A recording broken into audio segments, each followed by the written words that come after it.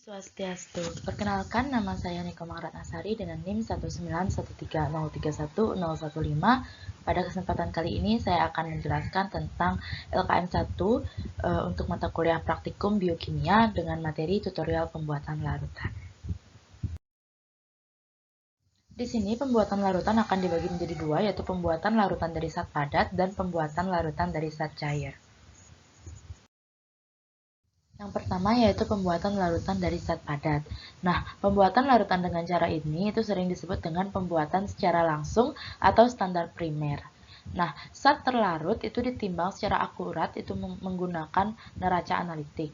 Nah, penghitungan ini menggunakan rumus molaritas atau M sama dengan gram per mr itu dikalikan 1000 per volume.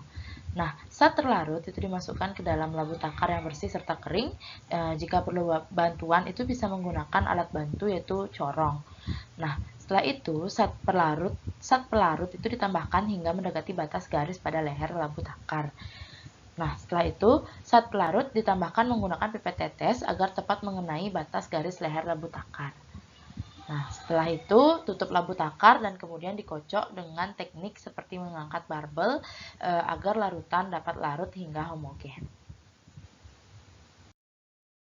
Tutorial yang kedua yaitu pembuatan larutan dari zat cair. Nah, pembuatan larutan dengan cara ini itu sering disebut dengan pengenceran larutan pekat atau standar sekunder.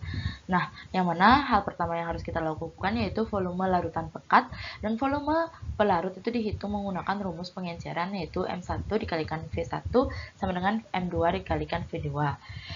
Yang mana larutan pekat itu kemudian diukur menggunakan labu ukur, kemudian dimasukkan ke dalam labu takar sesuai dengan volume yang diperlukan menggunakan pipet tetes. Nah, setelah itu larutan pelarut itu ditambahkan hingga mendekati batas garis pada leher labu takar. Nah, setelah itu untuk mempaskan larutan pelarutnya itu ditambahkan menggunakan pipet tetes agar tepat mengenai batas garis leher labu takar. Nah, setelah itu labu takar dikocok dengan teknik seperti mengangkat barbel agar larutan dapat larut hingga homogen. Sekian yang dapat saya sampaikan untuk materi pada kali ini.